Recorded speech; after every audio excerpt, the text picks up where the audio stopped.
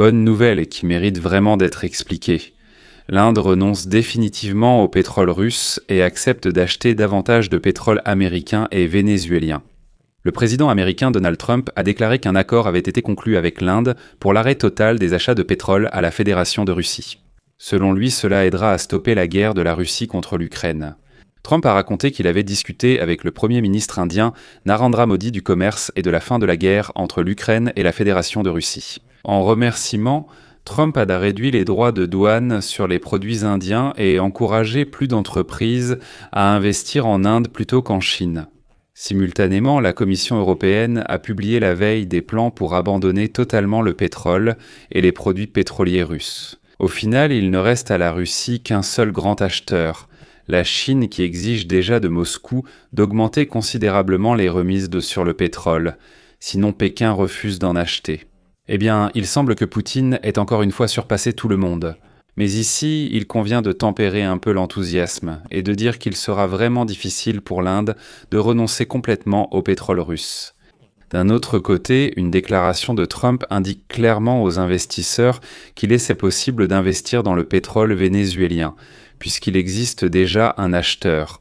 En général, allons-y, je m'appelle Alexei Petchy, discutons ensemble de ce sujet, mais avant de commencer, je vous demande de vous abonner à la chaîne, de mettre un like et d'écrire n'importe quel commentaire sous cette vidéo. Et si vous souhaitez soutenir le travail de notre chaîne YouTube, vous pouvez le faire avec n'importe quel don. Vous trouverez les liens et les coordonnées dans la description de cette vidéo. D'ailleurs, dans la description, il y a aussi un lien vers ma chaîne Telegram Petchy News, abonnez-vous également à celle-ci. Donc, le président des États-Unis, Donald Trump, a déclaré qu'un accord avait été conclu avec l'Inde pour arrêter l'achat de pétrole à la Fédération de Russie. Selon lui, cela aidera à arrêter la guerre de la Russie contre l'Ukraine. Il a dit qu'il avait parlé commerce et fin de la guerre en Ukraine avec le Premier ministre indien Narendra Modi le 2 février, citant Modi. Il a accepté d'arrêter d'acheter du pétrole russe et d'en acheter davantage aux États-Unis, voire au Venezuela. Cela aidera à mettre fin à la guerre en Ukraine, qui se poursuit actuellement et dans laquelle des milliers de personnes meurent chaque semaine. Il est notable que Donald Trump a apprécié cet accord, son fil Trasso étant rempli de photos de sites touristiques indiens et de couvertures de magazines indiens avec lui et Narendra Modi.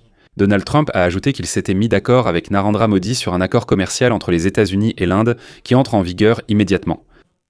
Et selon cet accord, les États-Unis appliqueront un tarif réciproque réduit de 18% au lieu de 25%. N'oubliez pas, la surtaxe de 25% sera aussi supprimée. En résumé, c'était 50 maintenant, 18. Donald Trump a aussi indiqué que l'Inde supprimera tous ses tarifs et barrières contre les États-Unis. Mais il faut reconnaître que pour l'Inde, renoncer complètement à l'achat de pétrole russe sera une tâche difficile pour le moment. L'Inde importe actuellement environ 1,3 million de barils de pétrole russe par jour, plusieurs mois après que Donald Trump a imposé des droits de douane sur l'Inde. Le pétrole russe représente plus d'un tiers de toutes les importations de l'Inde. Oui, l'Inde a réduit ses achats de 500 000 barils par jour, mais malgré cela, les volumes restent importants, 1,3 million.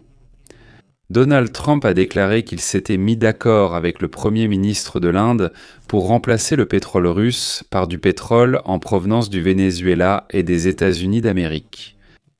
Le pétrole vénézuélien est aussi qualitatif que le russe, bien que lourd et acide. Il est parfaitement adapté à la production de produits tels que le fioul et le gazole, que les raffineries indiennes sont déjà prêtes à traiter. Aucun rééquipement des raffineries après le pétrole russe n'est nécessaire, donc pas de problème en principe. Cependant, la durée de cette transition reste incertaine. L'infrastructure pétrolière du Venezuela est dans un état déplorable et nécessitera des dizaines de milliards de dollars d'investissement pour la ramener à son niveau de production.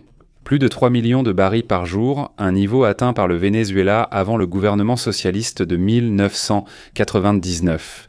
Ici, il faut bien comprendre les chiffres. Actuellement, l'Inde achète à la Russie plus de pétrole que ce que le Venezuela produit au total, et donc remplacer complètement le pétrole russe par celui du Venezuela ou des États-Unis nécessiterait des investissements considérables. Cependant, les économistes ont déjà entamé leurs calculs. Si Donald Trump garantit que l'Inde achètera beaucoup de pétrole au Venezuela, les investisseurs seront alors motivés à entrer plus vite dans le secteur pétrolier vénézuélien. Les responsables indiens justifiaient auparavant l'achat de pétrole russe comme essentiel à la sécurité énergétique nationale. L'Inde est le troisième plus grand consommateur de pétrole au monde, et la Russie est le prochain vendeur le plus proche. L'Inde dépend de son pétrole pour soutenir une économie en croissance rapide, alimentée par la plus grande population du monde. N'oubliez pas non plus que le pétrole russe se négocie avec une remise importante. Officiellement, c'est environ 16 $ de moins par baril par rapport au pétrole de l'OPEP ou des États-Unis.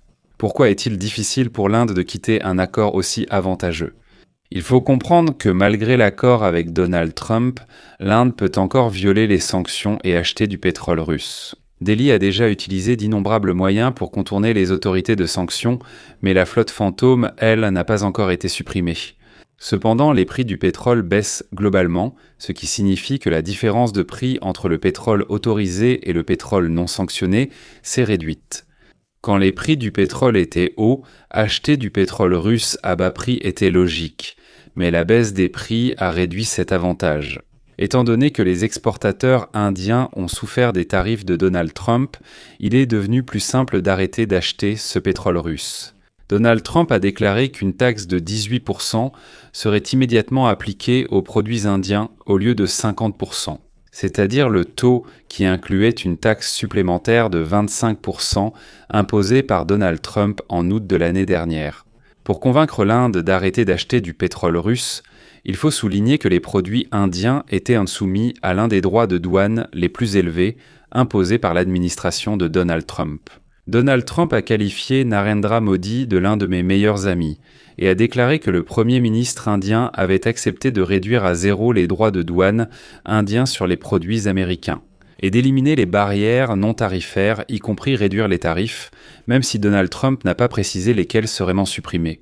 Elles incluent souvent des taxes spéciales sur les services américains, présentes en Inde, ou la TVA sur les produits. Donald Trump a aussi fait une autre déclaration intéressante que je vais citer ici. L'Inde a également promis d'investir dans les produits américains à un niveau bien plus élevé, en plus des investissements de 500 milliards de dollars dans l'énergie, la technologie, l'agriculture, qui va à l'industrie charbonnière avec les États-Unis et d'autres secteurs. Je vous invite néanmoins à examiner ces nouvelles de façon critique, parce qu'il ne faut pas oublier non plus que, littéralement la semaine dernière, l'Union européenne a signé l'accord de libre-échange tant attendu avec l'Inde. Donald Trump semblait pressé de conclure l'accord avec Narendra Modi. Si l'Inde accorde un accès préférentiel à l'Union européenne, cela impactera les entreprises américaines et Trump voulait prouver que le marché américain reste très attractif. Ne partez pas. Il y avait un risque que l'Inde redirige simplement au moins une partie de son flux de marchandises vers l'Europe. Pourquoi exporter en Amérique avec un tarif de 50% alors qu'en Europe il n'y en a pas ?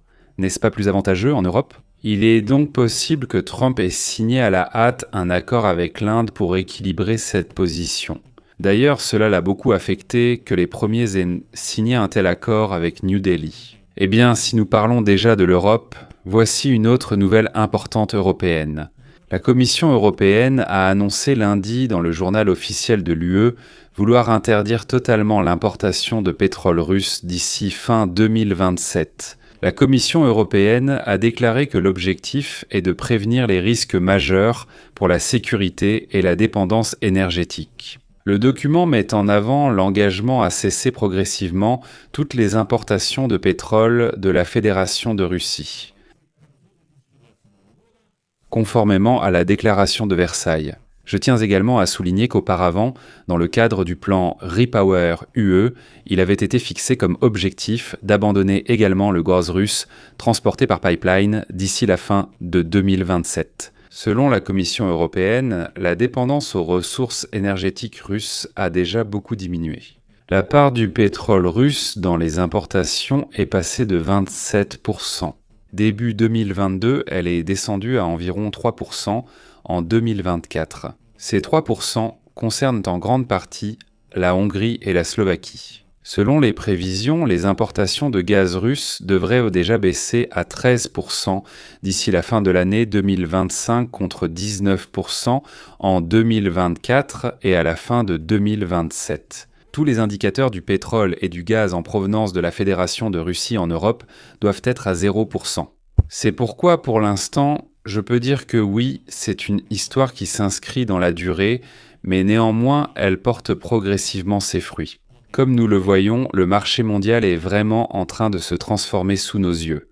Je vais m'arrêter là. Donnez votre avis, vos conclusions dans les commentaires sous cette vidéo, abonnez-vous à la chaîne et cliquez sur la cloche, et n'oubliez pas de mettre un like si vous souhaitez soutenir le travail de la chaîne. Comme vous le savez, tous les liens sont en description. Les prévisions de Subway Limanka s'arrêtent ici. Prenez soin de vous, à bientôt.